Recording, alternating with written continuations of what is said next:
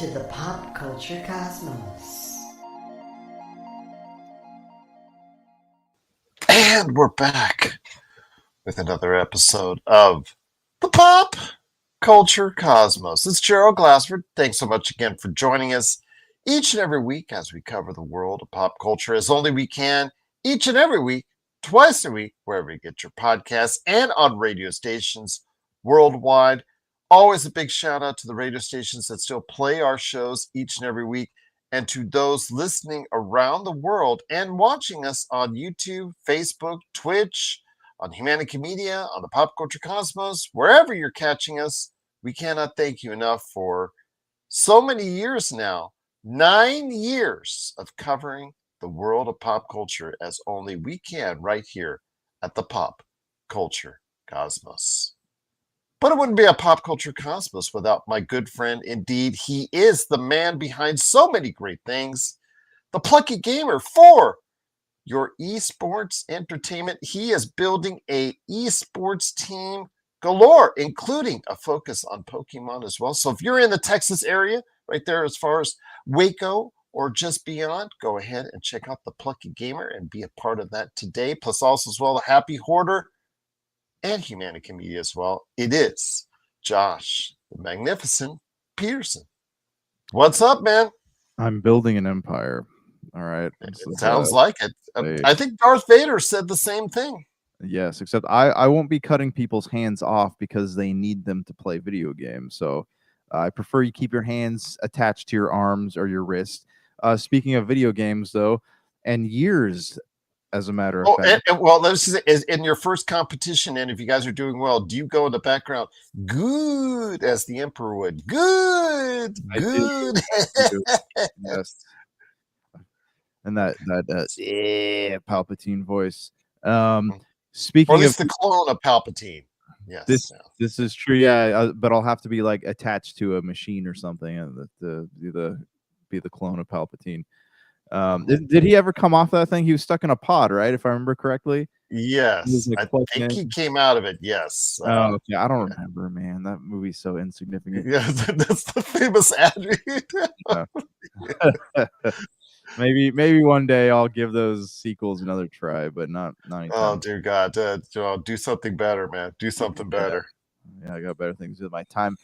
28 years ago yesterday was the release of the original Final Fantasy VII on PlayStation 1. So talk about years going by in the blink of an eye, man. I still remember going to the store and buying that thing brand stinking new. Crazy.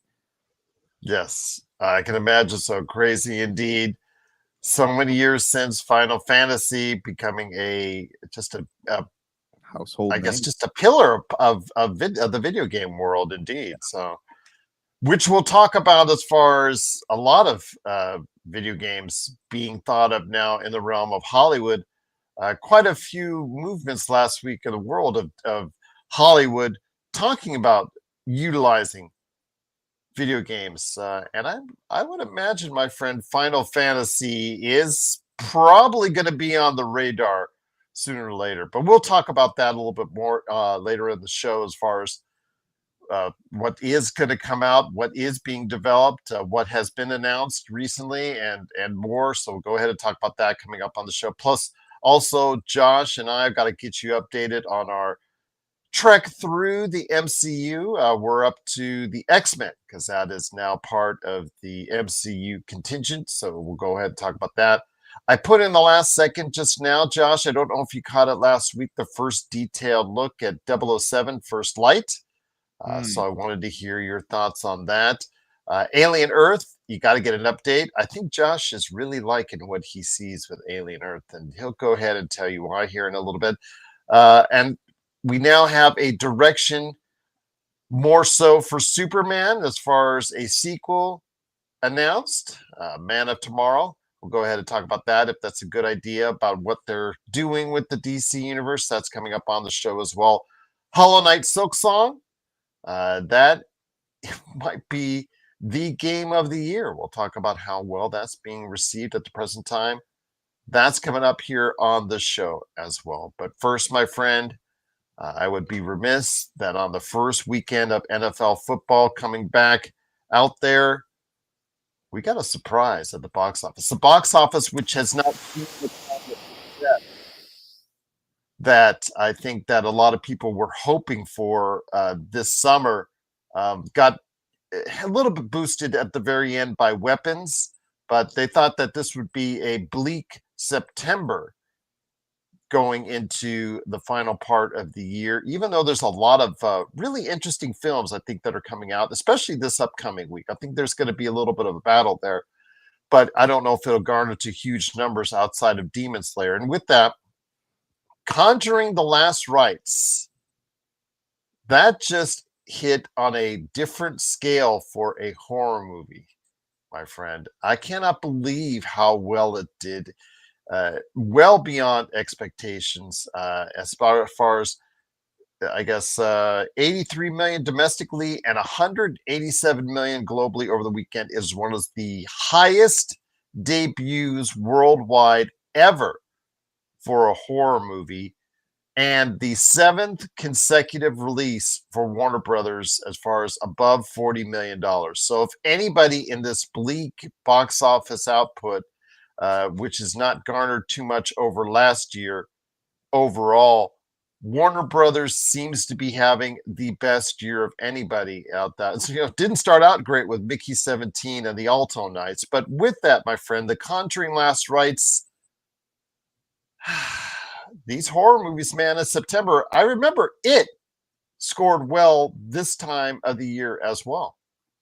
If you think about it, though, Warner Brothers has a lot of. I think Warner Brothers is probably like one of the best set studios when it comes to having big franchises and successful properties. But let's take a minute to think about how The Conjuring did not start out as the horror movie juggernaut that it is today. How many missteps did they take, right? So Conjuring 1 was pretty good, but it was like they're just getting their feet wet. Conjuring 2 was good.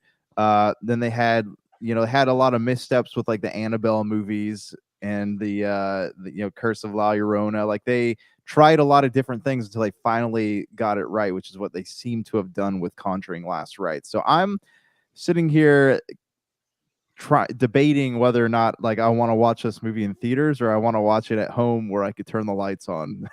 Yeah. The trailer in itself looks terrifying. It does, but it's that catch, right? It's that catch that gets The Conjuring, lures you in. A lot of people are just really, really up on this franchise. And no matter how much it was the Curse of La Llorona and also as well with Annabelle, all these movies have made money, Josh. I understand that you say they've not been a great detour creatively. They've all made money. They're able to go ahead and produce these movies. Well, actually, it's a little bit more expensive now. There was I one think more, that right, with Eric Bana, where he was the cop. Right, this was another one of the stories by yes, Lawrence. I forget what that one was called though. but it's branching out. That Conjuring tree has branched out Yeah. since that first movie. I mean, but they've been able to create a whole universe with it, and in doing so, they've done so without beating people to death or getting fatigue from it. That's the best part about this, Josh, is that they've been able to do this without garnering movie fatigue like we've seen with other franchises, Marvel, for instance. So that's the thing. That's the trick. That's the thing that I think Warner Brothers really has to hand it to themselves is they've been able to go ahead and branch this out. Maybe not creatively the best decisions by making it different movies other than The Conjuring, but they've been able to go ahead and do this. And Last Rites, I think that's very inappropriately titled. And guess what? It's not going to be The Last Rites after all, Josh. There's heck no, it will not be the last Rites after all. Yeah, because so from what I understand, did they confirm there's another sequel coming out? Well, I think that this past weekend's Yeah. performance was pretty Because much. from what I understand, like based on the Warrens, like this was the last case that Ed and Lorraine did before I think Lorraine passed away, like shortly after this one was done. Yeah, that's correct. But they'll find something, Oh, a I'm sure. prequel. Or, I might you Warner Brother. If you're the movie studio, you can't let it go now. You absolutely cannot let it go, even though it's supposed to be on a Avengers game, Endgame high note type deal. I mean, come on, Well, wait. seriously. Between Let's you and wait. I, would you really let it go? No, well, I mean, honestly though, wait until this whatever that comedian guy is that bought all the Warrens like haunted stuff. Like, give it a couple of months, and I'm sure there'll be a horror story to write about what is probably going to happen to that guy. I mean, it just absolutely just kind of shocked the box office, especially on the fact that it was NFL's first weekend. That's what amazing to me is because again, you usually see traditionally lower numbers on that, but they were able to go ahead and able to really get that out there and get the. In fact, they didn't even have to do a whole ton of advertising on it as well, the promotional work. Just the name, The Conjuring. We're at a point, Josh, where that has become a franchise, a horror franchise right up there. You got to say with all the greats at this point in time, you have to consider Conjuring as one of the great horror series of all time. Oh, for sure. Yeah, I agree. I mean, it has like I said, it's become a household name for horror fans, and every movie they put out has been a solid box office hit. You know, in the main Conjuring line of movies. So they're going to have to figure out creatively how to work that out because obviously the money is still there with the Conjuring Last Rites, but absolutely just a great success story on that. So we're looking forward to more, I guess, branches from the Conjuring. Do you see more Annabelle with it? Do you see something else like a side story in and of itself, just relating to the Conjuring? What do you see for the Conjuring franchise going forward? I don't know. I mean, the Nun was already a prequel to The Conjuring, and you had Hmm. the Annabelle side stories, which I think are they're telling the origins of the doll, and then I mean, I don't know who's to say they don't have more things in the Warren collection that merit merit having a story told about it. We don't know, man. I mean, I'm sure where there's a will, there's a way. Warner Brothers will figure it out. I just can't believe the success of this Oh, also, franchise. also, So many iterations in, Josh. yeah, yeah, and there's a YouTuber in charge of all of their stuff now. So I mean, obviously, there's going to be more movies. No way Warner Brothers leaves it out on the table while they're getting still good. So Yeah. let me hear your thoughts out there on Conjuring the Last Rites. Truly appreciate you joining us for that. If you have thoughts on the success, the worldwide success of Conjuring the Last Rites, we would love to hear your thoughts on it because, again, the great success of this movie has meant big success for Warner Brothers as they now have 7 straight movies. I think that's a record from what they were saying over the weekend as far Mhm. as 7 straight openings over $40 million. Now, you have your thoughts on it. We'd love to hear it. Please let us know. Do you think The Conjuring, The Last Rites should be the last rites for the Conjuring series, or do you think there's a lot of life, pardon that pun right there, as far as horror is concerned, life left in the Conjuring series? Do you think it should branch off? Is there any more stories for the Warrens that's out there that you need discovered or you need talked about or you need shown on a movie format? Or do you think it should go into side stories and whatnot? Please let us know your thoughts on The Conjuring, The Last Rites. Please let us know. Popculturecosmos at yahoo.com. Well, my friend, going into video games now, one of the things that we like to do and see is we like to see really good quality games at a really good price being sent out there into the marketplace. And we just got that, my friend, as the follow up for Hollow Knight, one of the great 2D platformers in video game history. 15 million sold was announced earlier this year as far as overall for that original Hollow Knight.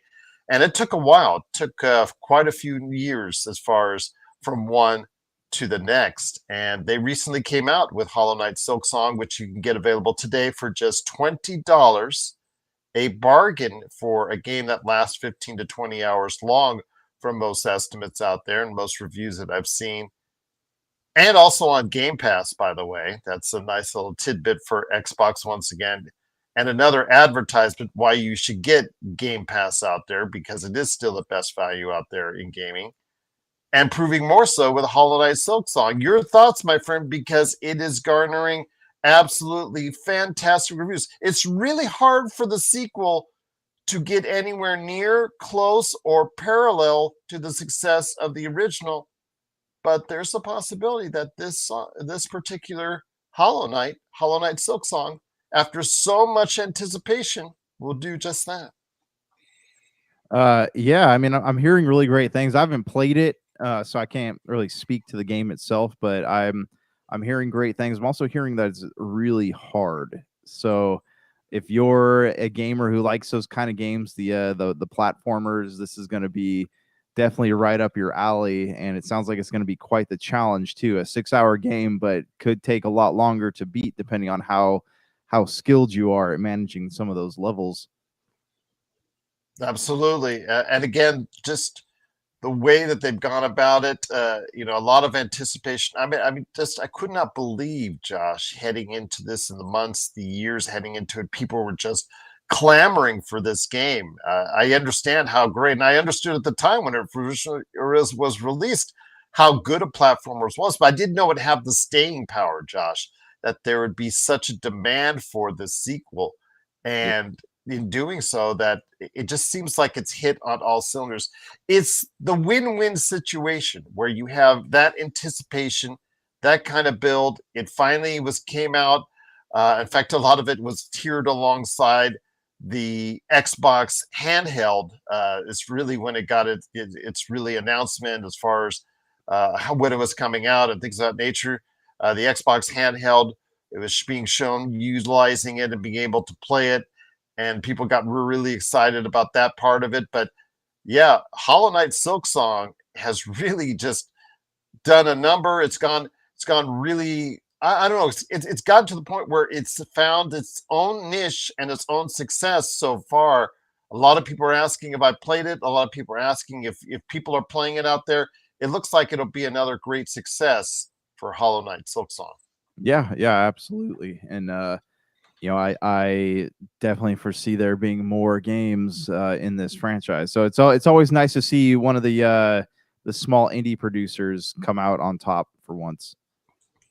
And once again, yeah, absolutely. Like I said, Team Cherry has done an outstanding job of being able to go ahead and they hit lightning in a bottle with the first one. And you're always worried, Josh, when you go ahead and you hit lightning in the first time around, can you repeat it? And the video game world, we often are just so harsh on sequels to games that we love. But this time around, it looks like from all cylinders, it's going to be another fantastic showing. Like you said, it does look very difficult as the first, if not more so. So it is going to be a challenge for a lot of people out there. But for $20, that's the part I get the most. Is they could have, as a sequel to a 15 million seller, could have jacked up the price to twice as much for this game and still gotten a lot of people to buy it. Yet they chose to go ahead and put this at a very reasonable price and make this something that a lot of people can go ahead in this economy and still spend money on and get a great value from. Yeah, absolutely. And again, we go back to talk about this a lot, but the best value in gaming, right, is the currently on Game Pass. I mean, look at this. You get this game. A lot of people are like, oh, if I don't want to spend $20 on it, you just download it on Game Pass and play it.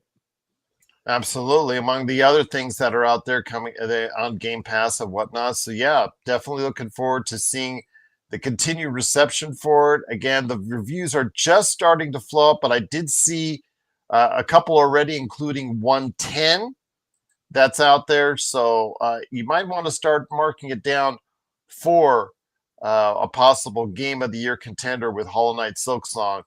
I know that our good friend Brank would probably be, or if he's not already touched this, he's going to be playing the heck out of this as well. So definitely looking forward to seeing what is going to go on with Hollow Knight Silksong. But yeah, it seemed interesting because this is a platformer, Josh, Yeah. that looks like it's going to be able to transcend not just Xbox but PlayStation, but the Nintendo Switch as well. Nintendo Switch and Switch 2.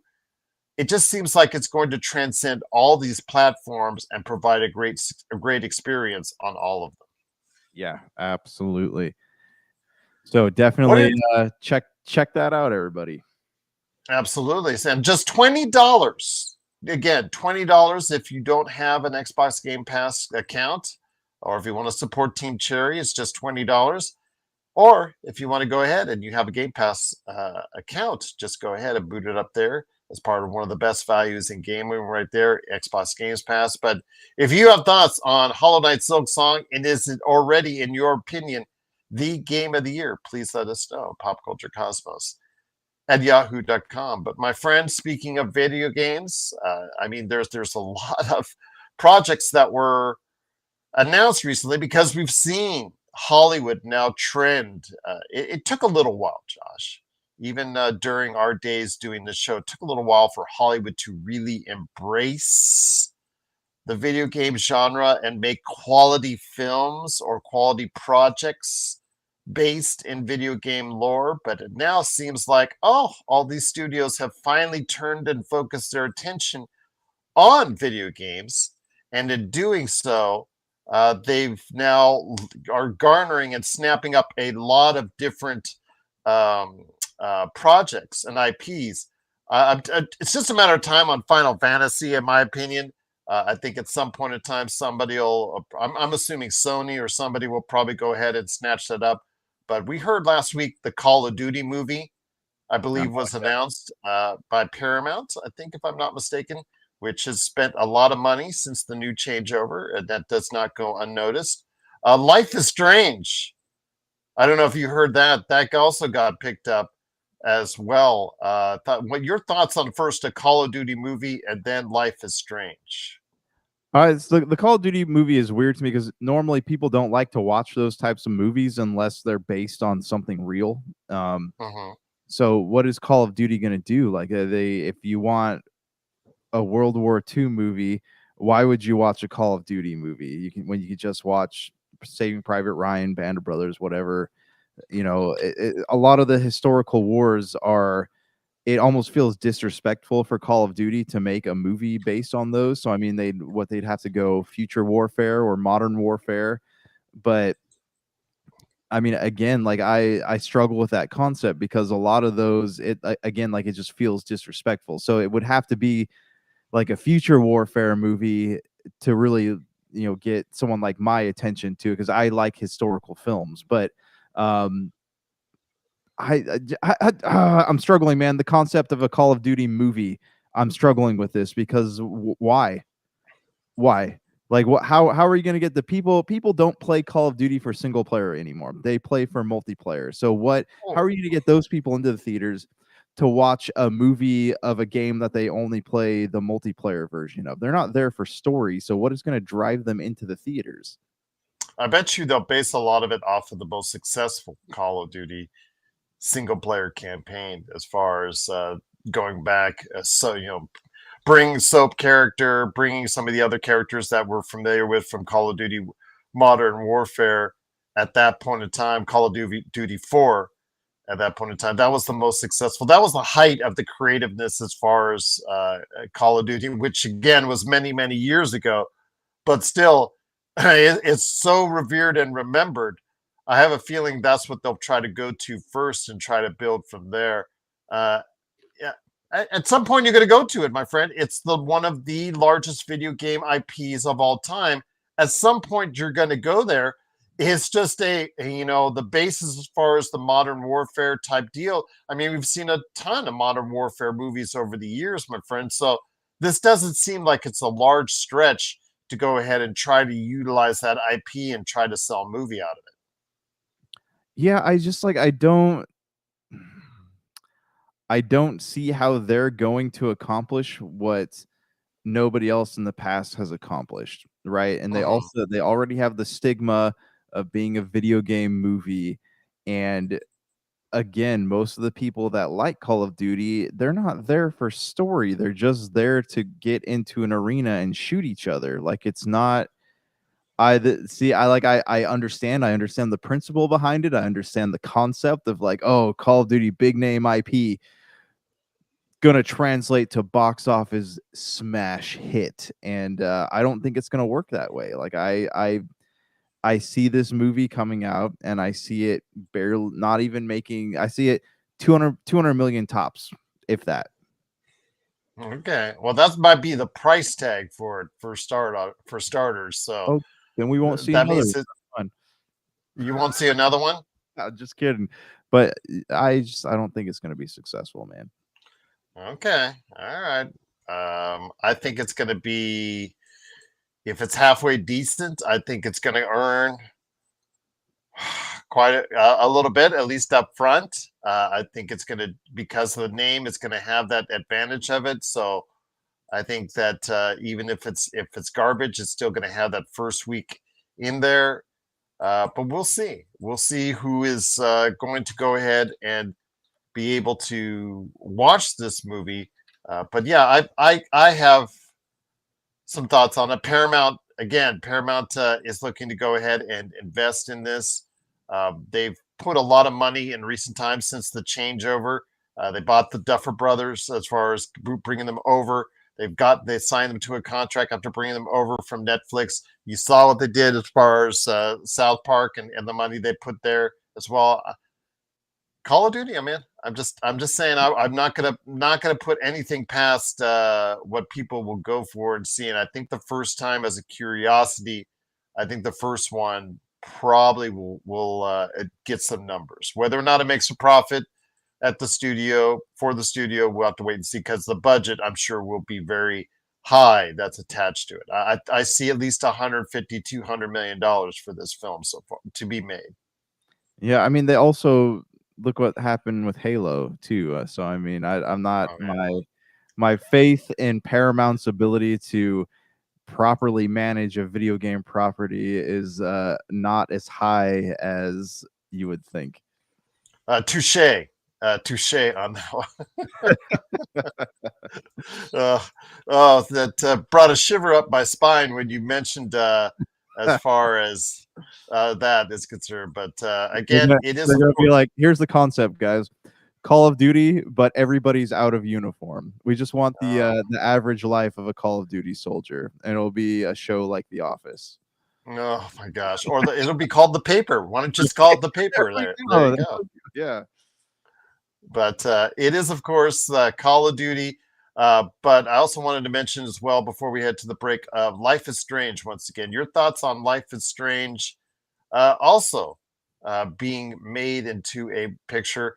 This one, obviously, both versions of Life is Strange. I mean, as far as Life is Strange, its sequel and whatnot, have done pretty good as far as video game series, well thought of as far as critically. Your thoughts on how it can be translated into a movie? DJ, nice. What they do when not in the lobby. I appreciate that. Life is Strange, I think, will be better told as an episodic adventure as it is told in the game. So I don't think a movie is the proper platform for it. I think a streaming show is a better outlet for a story like Life is Strange.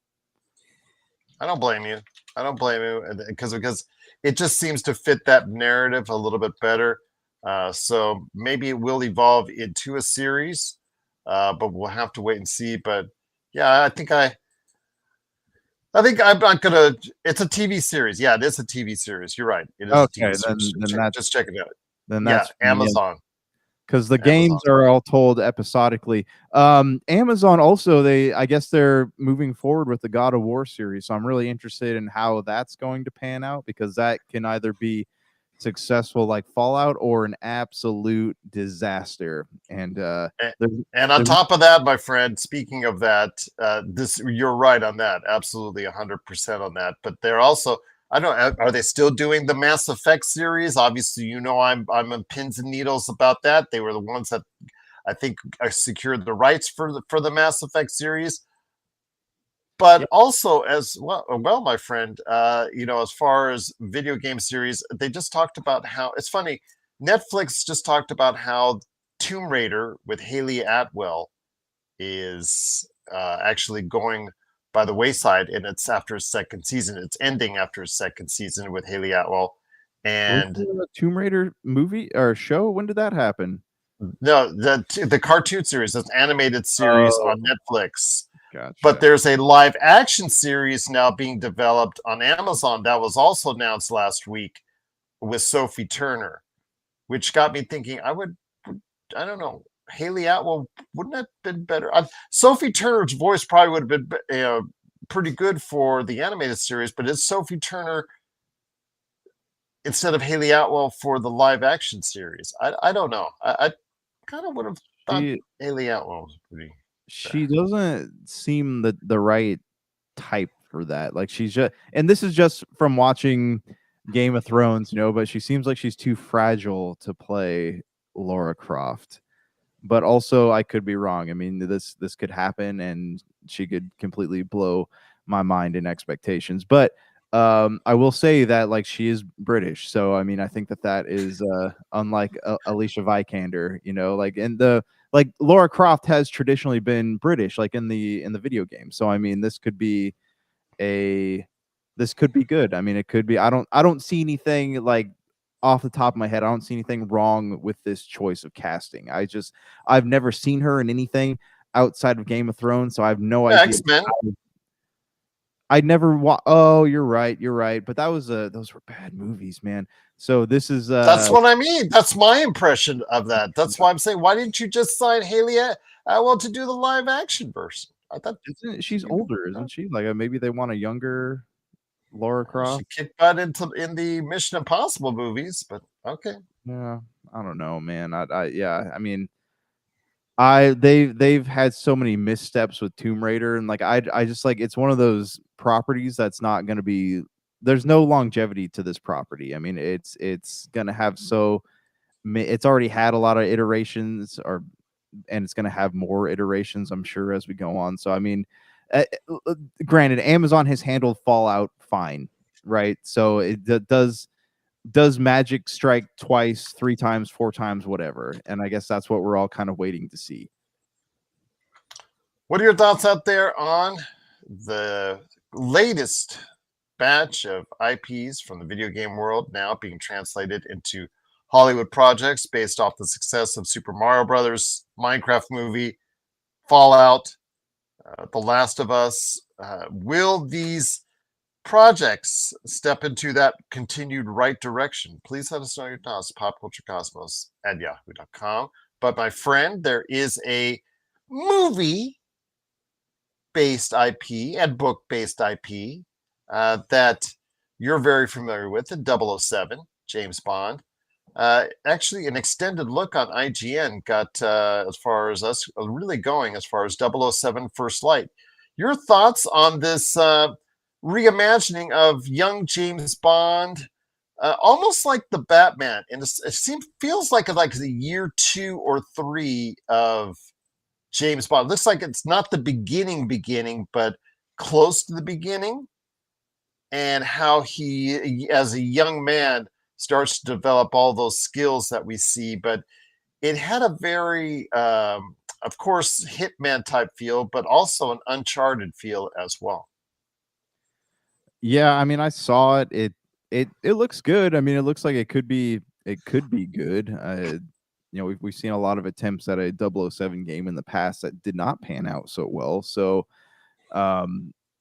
it's possible that this could. It reminds me of like a mixture of, it's got Uncharted vibes. It's got a little bit of like Splinter Cell vibes. It's got a little bit of like everything that we could think of in the first person genre. It's got all of that. So I guess the big question here is, how do those elements all come together? And are you going to be able to tell a story that really captivates people wanting to play it? And then you also got to ask yourself about the multiplayer. Like, is it going to be, are we trying to recapture the glory of Days Gone By with GoldenEye, or are we going for something new? So, I mean, there's a lot I feel bad because 007 has a lot of pressure on it from all angles when it comes to video games. Absolutely, indeed. So just wanted to throw that out there. I mean, it's not coming out till next year, but it is going to be something that we can look forward to before GTA 6. I believe it's coming out in mid to late March, if I remember correctly. So be prepared for 007 First Light from the makers of Hitman, IO Interactive. So absolutely, as far as the stealth aspect, I think that will be pretty good because obviously they have a basis there.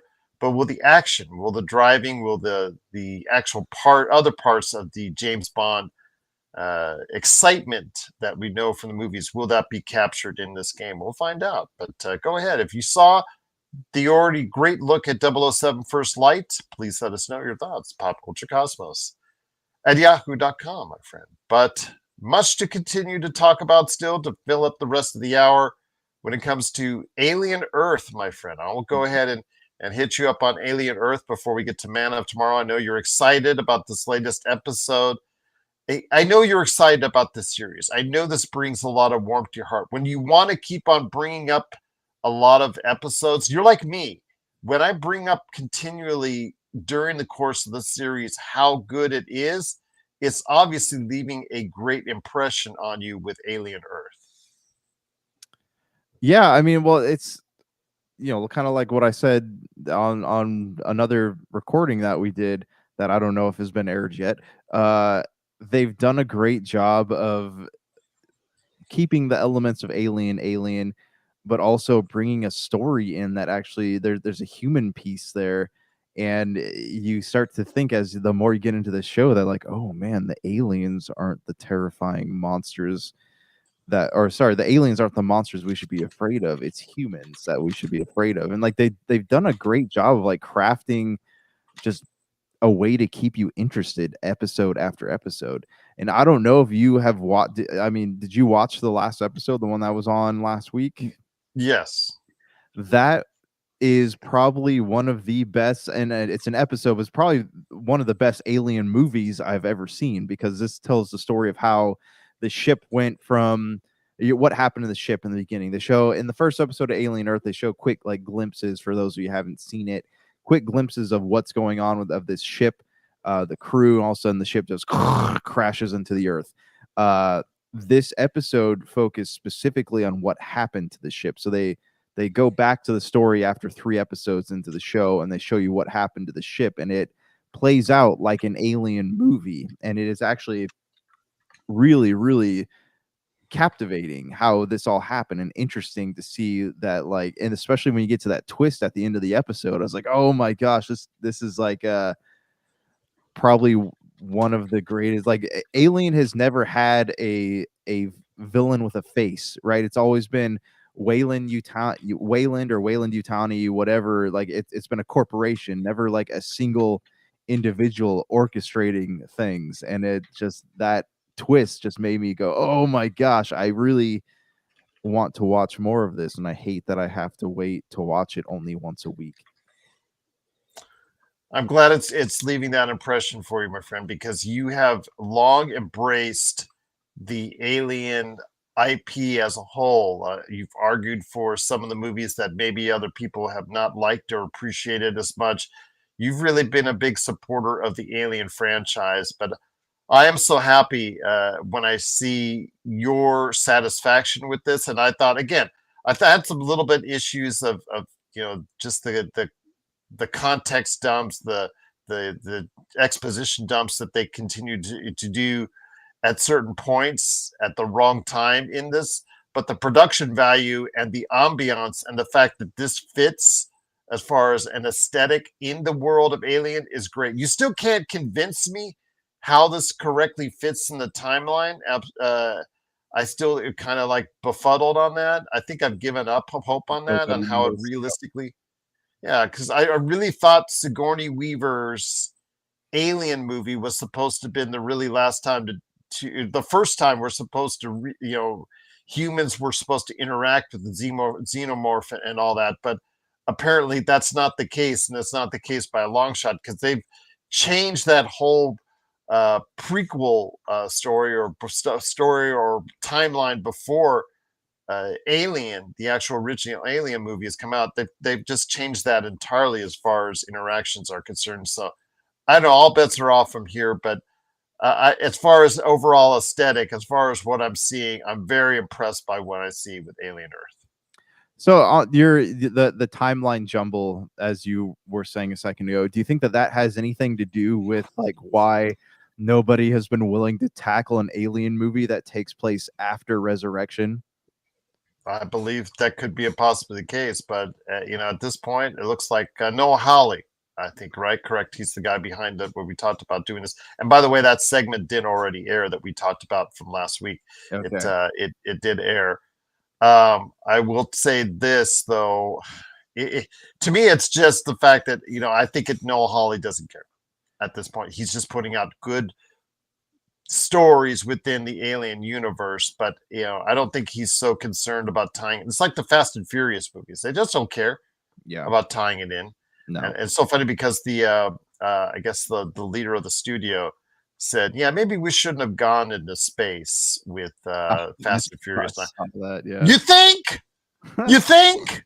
So I don't know. At this point, it is what it is with the Fast and Furious. But that whole timeline's jumbled all over the place as well. People come back to life and whatnot. But I don't know. I was hoping the Alien franchise would keep its direct line through. But the only thing I'd say, does the success of Alien Earth, does the creation of Alien Earth, does that lessen the importance of the original Alien in your mind? Because it's kind of doing it for me.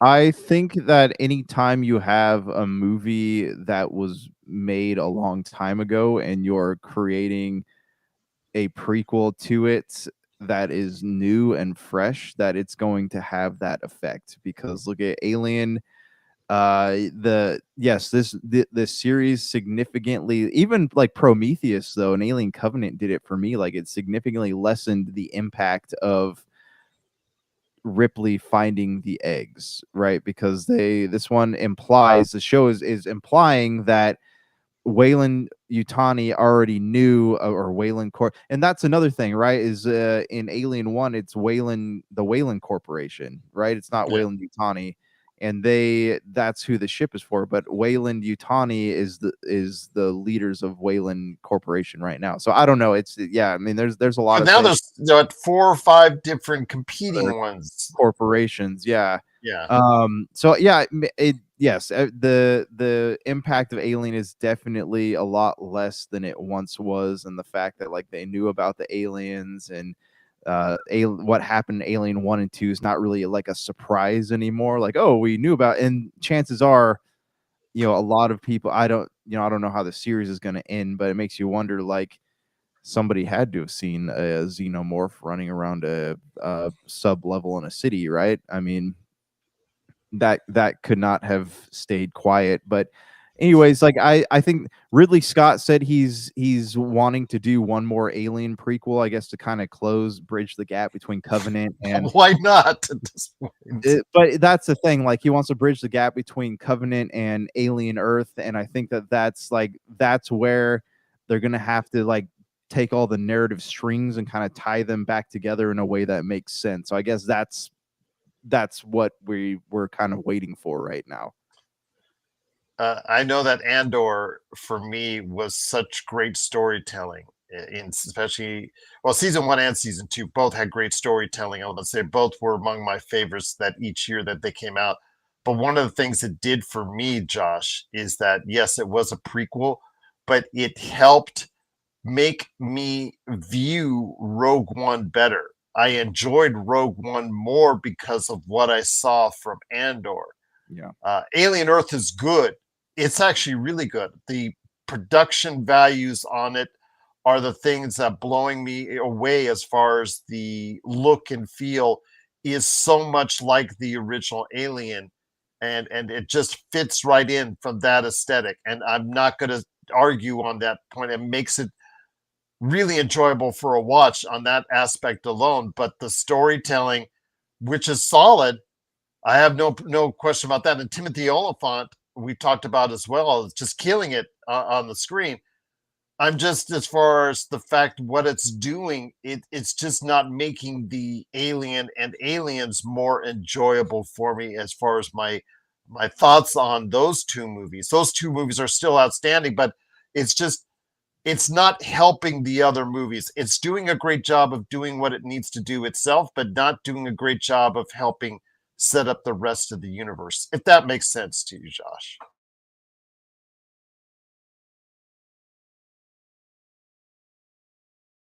Mostly due to the fact that like they're introducing new concepts in Alien Earth that were not present in the original Alien movies, even up to Resurrection. Like a lot of stuff that just wasn't there. Like they're creating new lore as they're going along, and it's not it. You sit there and wonder like, oh, what happened to this stuff during this time? You know, and I think it's just because Alien was never ever meant to be the massive science fiction series that it is today. I think it was just meant to be like, oh, it's a standalone Alien film. Absolutely. So we will see what happens, but Alien Earth is still doing well. And we'll obviously get Josh's final thoughts on the series once it finishes up. But definitely looking forward to hearing your thoughts out there on Alien Earth. So please let us know, popculturecosmos@yahoo.com. But my friend, I know you caught wind of what James Gunn announced, as far as I believe in 2027 will be coming out, and that's Man of Tomorrow. Again, I'm still would question the way James Gunn is mapping out this universe. He's got Supergirl next year, Clayface again. You're going to have to really get a lot of people. You're really going to have to do a masterful sell job on Clayface in order to get people to buy and commit to that. But going back so soon to Man of Tomorrow without establishing yet all the other superheroes, for instance, Wonder Woman, will Wonder Woman be established by that time? Will Batman be established by that time? Will other major members of the DC fighting force be established by that time? Your thoughts, my friend, on going back so soon to a Man of Tomorrow? It makes sense. I mean, from a studio perspective, from a money perspective, it makes sense to like, oh, the Superman was did well. Let's fast track another Superman movie. So I'll bet James Gunn felt pressure from Warner Brothers to do another one. Also, nothing about this new DC universe makes sense as of right now. So I know Jensen Ackles is in talks to play Batman. I don't know who the rumored Wonder Woman cast was. I know HBO has the Lantern series coming out, which is supposed to be the introduction of the Green Lanterns, outside of the one from Superman. So I don't know, man. But you know what's really weird is the fact that Peacemaker is the linchpin for this universe. Because I mean, in the last episode, he's jumping around dimensions. You know, like this is like he's Who'd have thought John Cena would be the entire foundation of the DC universe? Who would have thought? James Gunn, like, he has a really weird obsession with like the Suicide Squad characters, I guess, and like I don't understand why, but you can't make an entire universe based off of characters that don't take themselves seriously. Okay. And that's the thing. Because now you're touching back by what happened. I don't want to put any spoilers out there. What happened with the latest Peacemaker is based, in essence, on that original, not the one that James Gunn did, but the original Suicide Squad. Correct? Right. You get to see some characters that you haven't seen a bit, but or being talked about characters. Yeah. I don't I don't know, like they're trying this is what we talked about before though, right? With like a series like Star Wars or Halo where you have to go back and you have to read, there's sides, the main narrative of the universe is reliant on the side stories that people aren't necessarily paying attention to until you tell them to pay attention to it. So that's what Peacemaker is. He's a narrative, that he's the main narrative thread, but you don't know to look for it unless someone tells you, like, hey, go watch Peacemaker. This is the issue with having shows and movies existing in the same universe. And this is the same problem that Marvel has run into, right? There's a lot of things happening in the shows where you had to watch the shows to understand what was going on in the universe at large. Well, if you can figure it out, Josh, I will try to as well. Again, Peacemaker. It just seems like the more you add in from the previous Snyder universe and let it bleed over into this universe, the less it becomes of James Gunn's universe. Does that make sense?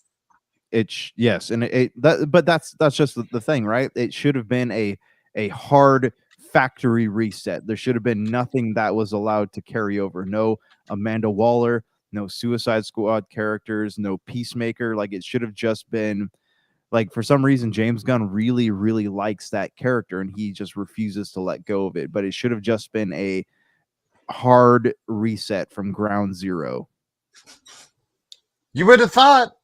I would have never started with an animated Creature Commandos. I never would have started, like I said, bringing in Peacemaker.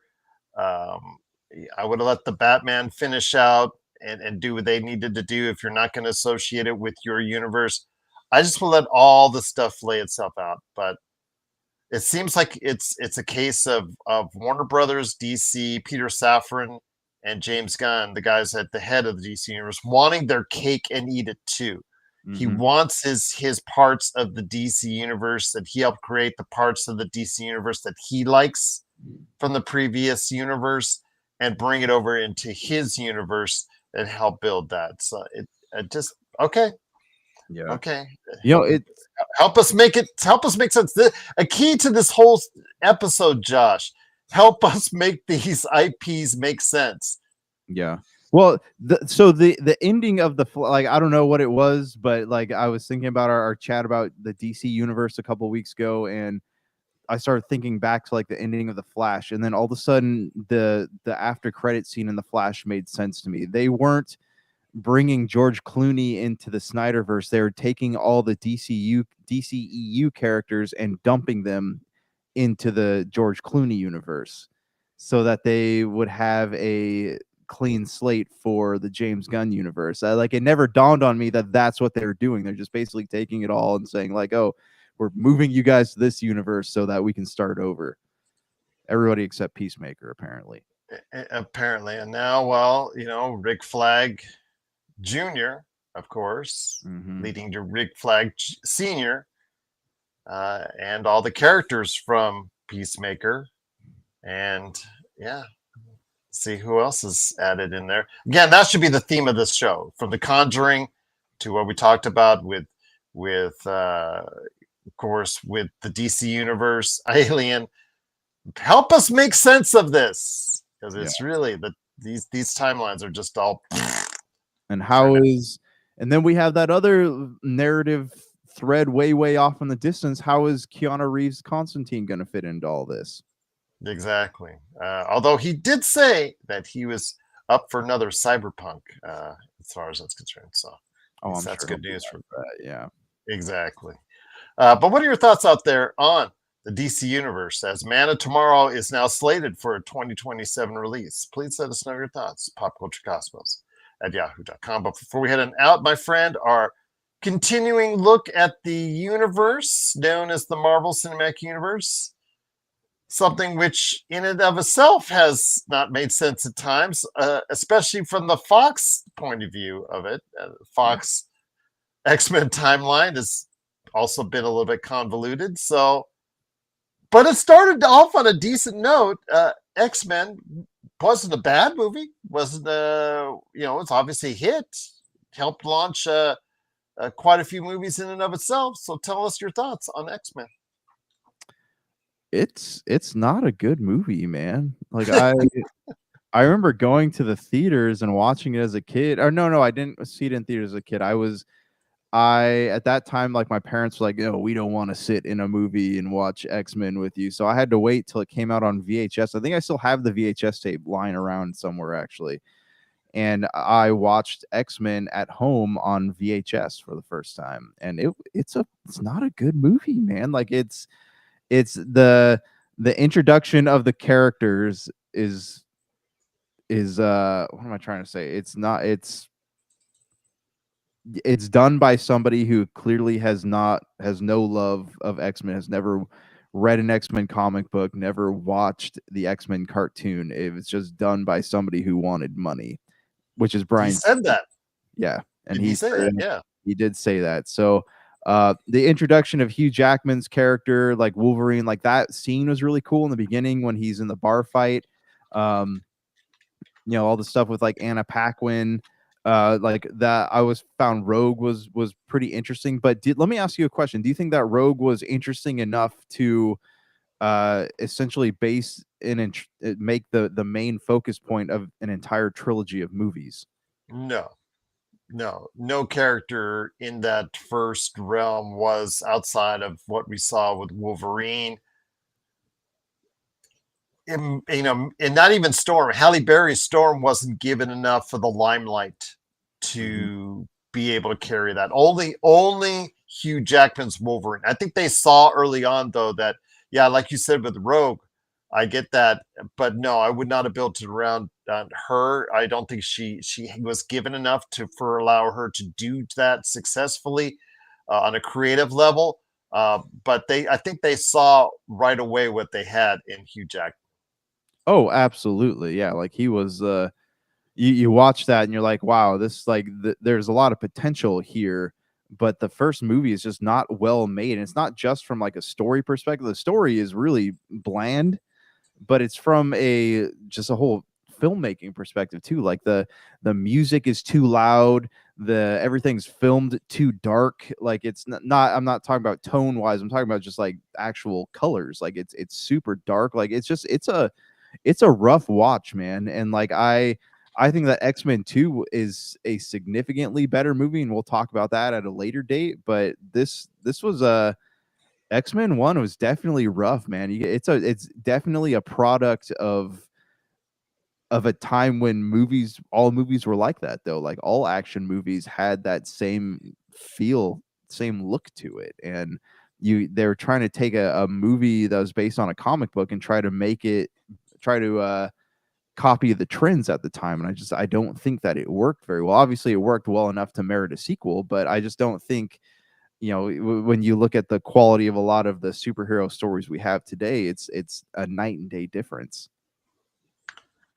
So X-Men, though, it was successful enough to go ahead and launch a franchise. So that is, you can't argue with that. No matter how well or not so well you perceive that film, Josh, Yeah. you cannot deny its success in launching that franchise, whether we liked it or not, because there's Right. some really bad X-Men movies. I'm just going to say that out loud. Yeah.